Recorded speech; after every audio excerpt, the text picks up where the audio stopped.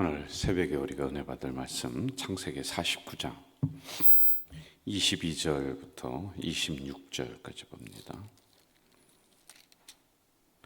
창세기 49장 22절에서 26절 한 목소리로 읽도록 하겠습니다. 요셉은 무성한 가지 곧 샘 곁에 무성한 가지라 그 가지가 담을 넘었도다. 활 쏘는 자가 그를 학대하며 적개심을 가지고 그를 쏘았으나 요셉의 활은 도리어 굳세며 그의 팔은 힘이 있으니 이는 야곱의 전능자 이스라엘의 반석인 목자의 손을 힘입음이라. 내 아버지의 하나님께로 말미암나니 그가 너를 도우실 것이요 전능자로 말미암나니 그가 내게 복을 주실 것이라. 위로 하늘의 복과 아래로 깊은 샘의 복과 젖먹이는 복과 태의 복 이리로다. 내 아버지의 축복이 내 선주의 축복보다 나아서 영원한 산이 한옵순 같이 이 축복이 요셉의 머리로 돌아오며 그 형제 중 뛰어난 자의 정수리로 돌아오리로다. 아멘. 제가 몇 구절을 더 읽어드릴게요. 49장 5절 시몬과 레위는 형제요 그들의 칼은 폭력의 도구로다. 7절 그 노여움이 혹독하니 저주를 받을 것이요. 8절 보세요. 유다야 너는 내 형제의 찬송이 될지라. 이렇게 나와요. 그리고 어디를 보느냐면 17절을 보세요. 다는 들섭의 뱀이요 새길의 독사로다. 이런 형태로 나옵니다. 자, 이제 저를 보세요. 지금 우리는 창세기 49장을 하면서 이제 야곱이 마지막으로 자녀들을 불러 모아놓고 축복을 하고 그리고 예언을 하는 장면이 나와요. 어제 말씀드렸죠. 축복만 있으면 안 된다.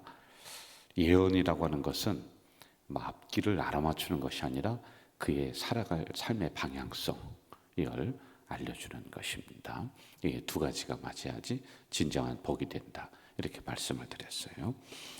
자, 여러분, 그런데 우리가 여기서 좀 궁금한 부분을 가지고 이 말씀을 들어가야 돼요. 자, 이렇게 미래에 누구는 찬송이 되고 어떤 자녀는 독사가 되고 어떤 자녀는 저주가 되고, 그러면은 목사님 이 부분은 운명론 아닙니까? 그렇게 정해놓았는데 뭘 그렇게 열심히 살고 그렇게 해야 될 필요가 뭐 있습니까? 그 지파들이 그 자녀들이 그렇게 살아가도록 이미 운명 지어진 것 아닙니까? 라고 우리가 궁금증을 가질 수가 있는 부분들이 충분히 여기 있습니다. 그래서 여러분 오늘 말씀을 좀 잘 들어야지만 될 것 같아요.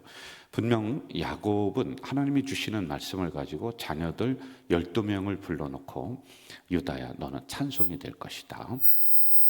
결국에는 유다가 이 예언을 받아서요 그 자녀들에게 계속 가르칩니다. 그리고 가나안 땅에 들어갈 때 출애굽기로 가서 가나안 땅에 들어갈 때 이 유다 족속이 앞장을 섭니다. 맨 앞장을 서요.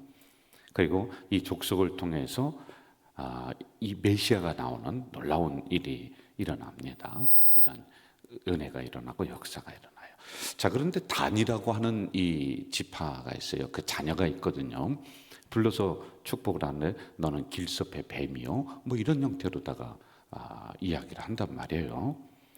자, 그런데 이 말씀을 받아서 이 자녀가 두 가지 방향이 있을 수 있어요. 우리는 어차피 정해진 게 형제의 뒤통수를 치고 길섭의 뱀이니까 숨어 있다가 물고 하는 그런 족속분이 안 될 거야 라고 생각할 수 있어요. 그리고 또 하나는 아니야.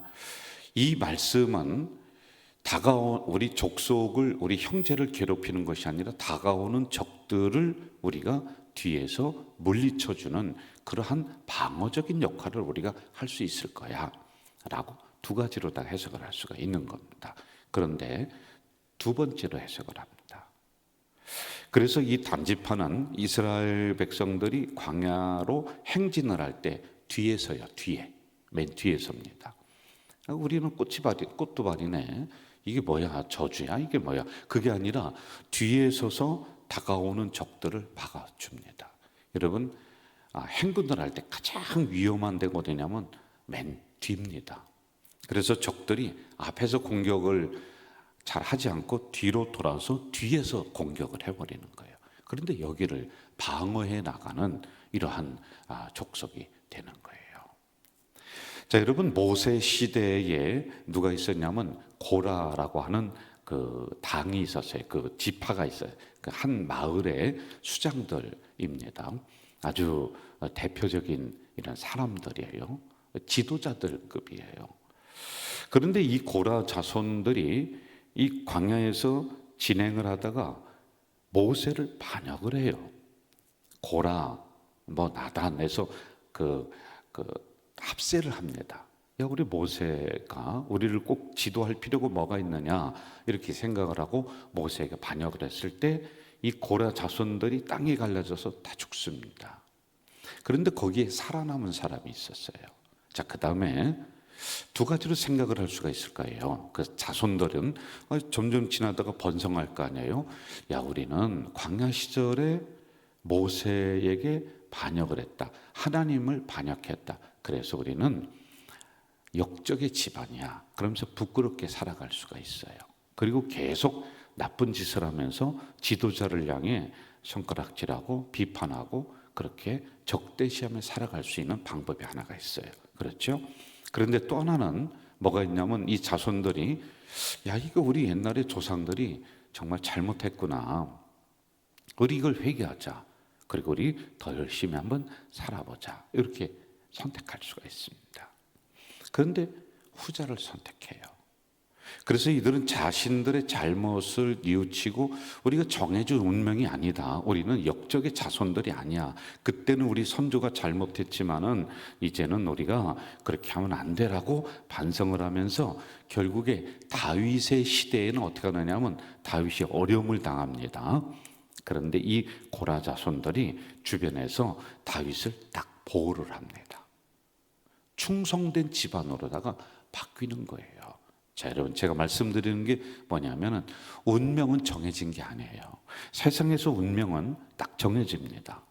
그래서 팔자가 정해졌다. 내 팔자가 이렇다. 그런데 여러분, 우리 그리스도인들은 정해진 운명이 아니다라고 하는 것입니다. 우리의 방향성을 말씀을 통해서 각자 다르게 주실 수 있어요. 그런데 이 부분이 정해져서 그래 나는 영원히 저주받은 민족이 아니라니까요. 이런 것을 우리가 다시 해석을 하고 다시 긍정적으로 발전시켜 나갈 수 있는 사명이 우리에게 있는 거다라고 하는 이 말씀을 가지고 우리가 오늘 이 본문을 들어와야지만 되는 거예요. 제가 하나 더 말씀을 좀 드리겠습니다. 마태복음에 보면은 달란트 비유가 나요. 5달란트 그리고 2달란트 1달란트 받은 사람이 있습니다. 이제 주인이 멀리 떠나면서 이 종들을 불러서 재산을 맡기는 거예요. A라고 하는 종에게는 5을 주면서 열심히 장사해라. 내가 언제 돌아와서 이걸 계산을 할 것이다. 그리고 두 번째 있는 종에게는 2달란트를 맡겨요. 그리고 세 번째 있는 종에게는 1를 맡깁니다. 그리고는 떠납니다. 자, 그런데 그 다음에 무슨 일이 일어났느냐면은 5달란트, 2달란트를 받은 사람은 열심히 일을 해요.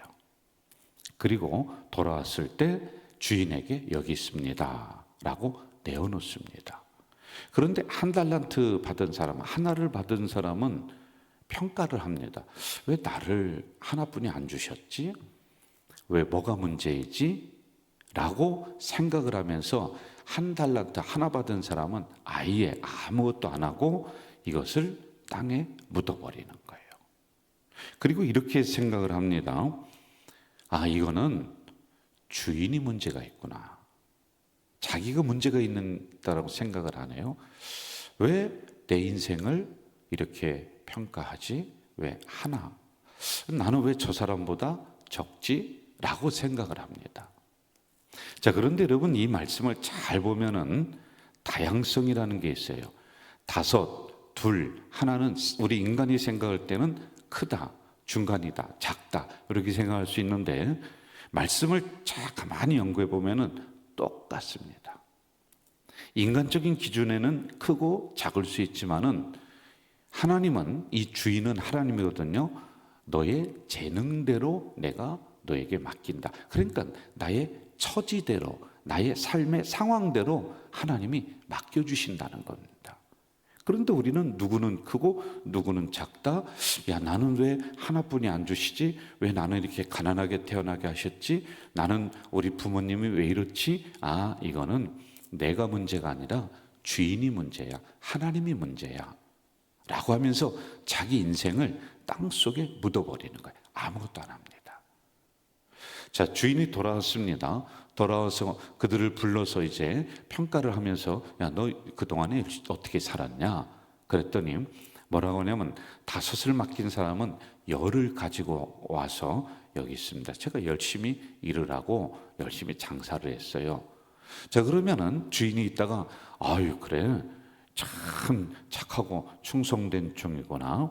내가 큰 일을 했구나. 이렇게 해야 되는데, 착하고 충성된 종이구나. 내가 작은 일에 충성했구나. 이렇게 얘기해요. 그리고 2달란트 받은 사람도, 아, 제가 이렇게 4달란트를, 넷을 남겼어요. 배를 남겼어요. 그랬더니, 어이구, 너는 열심히 해서 큰 거 남겼구나. 그렇게 하는 게 아니라, 내가 작은 일에 충성했구나. 똑같다는 거예요. 크다라고 얘기 안 합니다. 그리고 하나를 받은 사람, 준 사람이 와서 이렇게 얘기합니다. 당신은 굳은 사람이에요. 이거 무슨 얘기냐면, 당신은 혹독하다, 그리고 잔인하다, 고집이 세다, 이렇게 얘기합니다. 왜 나를 그렇게 분이 평가 안 해요? 왜 나를 가난하게 태어나게 해주셨어요? 나를 왜 그런 집안에 태어나게 해주셨어요? 왜 나를 그렇게 직장도 없게 만들어 주셨어요? 그것은 하나님에게 문제가 있는 거예요. 이렇게 이야기를 합니다. 그랬더니 하나님이 뭐라고 하냐면, 이 무익하고 게으른 종아, 이렇게 얘기해요. 자, 여러분, 여기서 말씀하는 것은 뭐냐면은, 5은 크고 하나는 작은 게 아니라 하나님은 여러분의 형편대로 똑같이 주신다는 겁니다. 그런데 우리는 우리 입장에서 이걸 평가를 하는 거예요. 왜 저 목사님은 재능도 저렇게 많고 교회도 저렇게 크고 이렇게 잘 목회도 잘하고, 왜 나는 같은 종인데 하나님의 일을 하는데 나는 맨날 개척교회하고 나는 맨날 어렵지? 아니에요. 하나님이 보실 때는 똑같은 종이에요. 그런데 우리는 이걸 오해를 하고 있다는 겁니다. 여러분, 하나님이 보실 때 100억은 크고 1억은 작아요? 아니거든요. 그러면 우리가 헌금을 할 때 100만 원 내니까 하나님이, 어이구 많이 냈네, 아유 김 집사 고맙다, 1,000원을 냈어요. 야, 너 1,000원 이거 뭐냐? 그렇게 하실까요?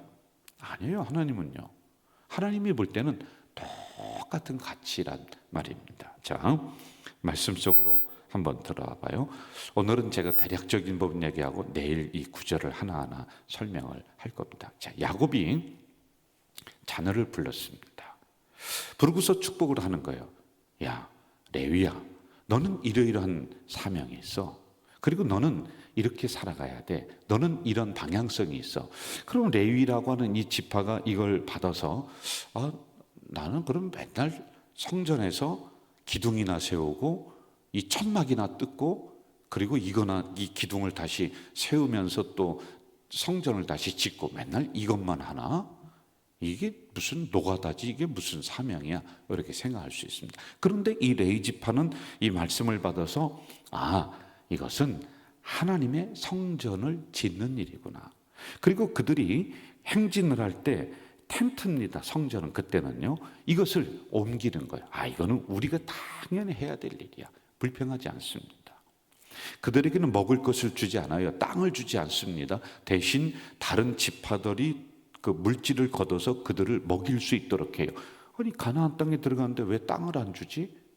우리 이거는 고생한 거는 쎄빠지게 고생하게 해놓고 우리가 이게 뭐야? 라고 불평하지 않습니다. 이거는 우리의 사명이다라고 이것을 알고 감사함으로 이것을 감당하고 있는 거예요. 그리고 또 중요한 게 뭐냐면, 이것을 발전시켜 나갑니다. 하나님이, 야, 너는 기둥, 너는 천막, 너는 이러한 강대상 들고 가, 이렇게 명령하지 않습니다. 그런데 이 명령을 받고 나서 레위 지파가 어떻게 했냐면, 그래, 이것을 우리가 효과적으로 감당하기 위해서, 야, 우리 레위 지파인 우리 김씨 집안 또 둘째도 있지, 많이 있을 거 아니야. 그러면 너희들은 이 강대성을 감당을 해. 너희들은 이 기둥을 메고 가.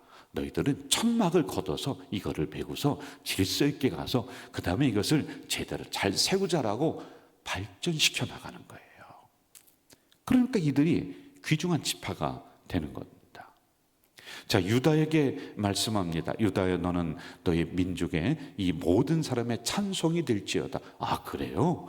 아, 그럼 우리가 영광된 자리에 있겠네요. 아, 알겠습니다 라고 하면서 가만히 팔짱 끼고, 하나님이 그렇게 말씀해 주시고 아버지를 통해서 축복해 주셨으니까 찬송이라는 이 복이 우리에게 그냥 굴러 들어올 것이다라고 팔짱 끼고 기다리고 가만히 있지 않아요. 그랬으면 찬송이 아니라 아마 저주가 됐을 거예요. 이 받은 말씀을 가지고, 그래, 우리가 다른 형제들에게 찬송이 될 수 있도록, 축복을 받을 수 있도록 노력하자. 그래서 여러분, 광야 그 거친 들에 그들이 앞장서서 걷습니다. 유다가 맨 앞에 섭니다. 개척하는 거예요. 그 말씀대로 살아가려고 노력하는 거예요. 언젠가 제가 이런 말씀을 드린 적이 있어요. 어떤 목사님이 저에게, 자네는 주의 종이 돼야 돼. 주의 종이 되는데 보니까 아주 큰 종이 될 거야. 저에게 그 얘기를 하더라고요. 그게 너무 기분이 좋았어요.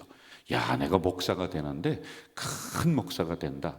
그때는 비행기 타고 뭐 외국 나가서 또는 뭐 차 타고 저 멀리 가서 부흥회하고 하는 것을 그렇게 최고의 목사로다가 여겼어요. 아, 나는 나중에 이렇게 될 거야. 이게 너무 기분이 좋았습니다. 자, 그런데 그 다음에 제가 선택할 수 있는 것은 두 가지예요. 이렇게 하나님이 그 종을, 그 목사님을 통해서 예언했으니까 나는 그렇게 될 거야 라고 나는 팔짱 끼고 앉아서 맨날 먹고 자고 놀고 그렇게 할 수가 있어요. 하나님이 만들어 주신다고 했으니까 되겠지 라고 생각할 수 있어요. 그렇지요. 그리고 그 다음에 제가 또 선택할 수 있는 건 뭐냐면, 아, 그래, 큰 종이 되기 위해서, 훌륭한 종이 되기 위해서 이곳저곳으로 말씀을 가지고 와서 증거하고 부흥회를 하고 뭐 많은 사람들에게 복음을 믿게 하기 위해서, 그래, 내가 그 말씀에 의해서 노력하자라고 내가 연구하고 공부하고 노력하고 더 그렇게 발전시켜 나갈 수가 있는 거예요. 이겁니다. 이게 바로 예언의 진정한 의미다라고 하는 거예요. 여기 가만히 보면은 저주를 선포하는 것 같은 뉘앙스가 있어요. 야, 너는 칼이다, 너는 뱀이다, 뭐 이렇게 얘기. 이거 왜 자기 자식한테 이렇게 예언을 하지? 이거 나쁜 건데? 아니에요. 이걸 다시 받아서요, 좋은 쪽으로 해석해 나갑니다. 그런데 어떤 자녀는, 에이, 일단 우리는 이왕 이랬으니 하면서 나쁜 쪽으로 해석하는 그런 자녀들도 있습니다.